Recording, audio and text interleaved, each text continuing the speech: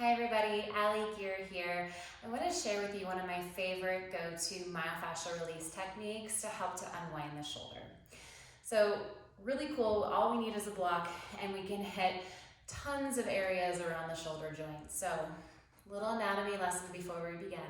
If you kind of grab your crab claw hand and grab this kind of strap of skin right in the front of the shoulder here, this is the pec major. And then if we go right on top of the rib cage here, this is going to be your serratus anterior.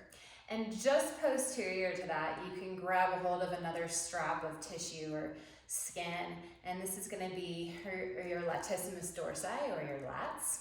And just posterior to that, you're going to also be able to kind of target some of those rotator cuff muscles, the teres minor and major, as well as the infraspinatus that sits right on top of the shoulder blade. So all you need is a block for this. If you have a cork block, you might want to soften the block by placing a blanket right on top of the block. So let's go ahead and get to it. Go ahead and take your block and lay it down on your mat. And then coming onto your side, you want the low edge of the block to kind of sit right under the armpit here. So slowly take your arm over the block, right at the bottom of the armpit here, and then place your hand into your head. And then once you land here, it's important just to kind of take a few moments just to settle in. Let your tissues just kind of land onto the target area, onto the block, and then welcome your breath into the body.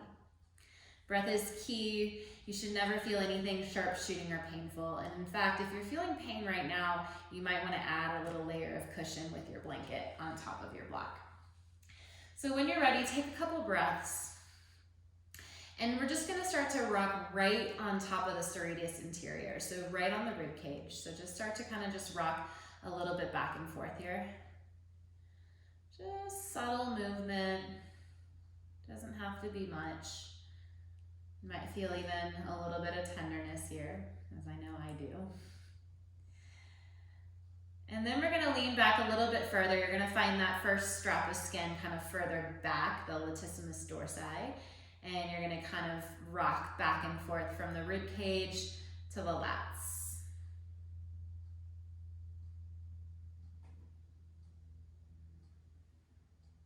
And then we're going to lean a little bit further back. I'm kind of coming on to the back of the shoulder blade here, and most likely you'll feel a little bit more tenderness, but see if you can just settle in here and take anywhere from 5 to 10 breaths.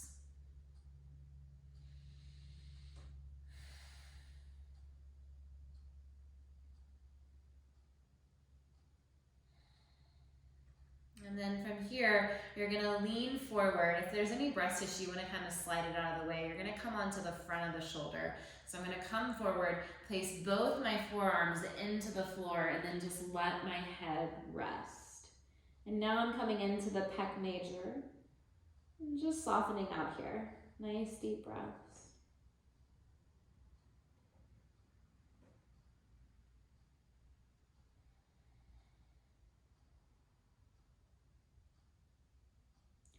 And then you're going to slowly come back up and once again start to rock back and forth.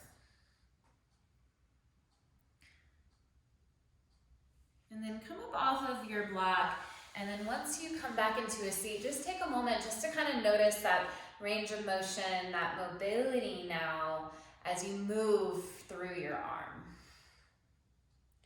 Notice the difference between the other arm and the one that you just released. And then don't forget to switch sides.